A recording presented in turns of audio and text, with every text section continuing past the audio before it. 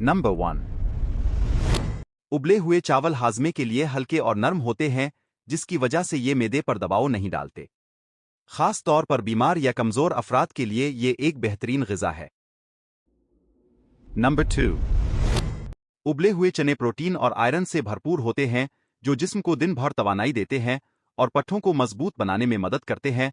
खास तौर पर वर्जिश करने वालों के लिए ये एक कुदरती और सस्ता सुपरफूड है।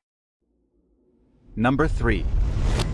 निहार मुंह पानी पीने से जिस्म का मेटाबॉलिज्म फाल होता है और रात भर जमा होने वाले टॉक्सिन यानी जहरीले मादे पेशाब के जरिए बाहर निकल जाते हैं, जिससे जिगर गुर्दे और जिल्द की सेहत बेहतर होती है। नंबर 4। सुबह खाली पेट दही खाने से जिस्म को कैल्शियम, प्रोटीन और प्रोबायोटिक्स मिलते हैं, जो न सिर्फ हाजमा बेहतर करते हैं बल्कि दिन भर जिस्म को तवानाई भी फराहम करते हैं।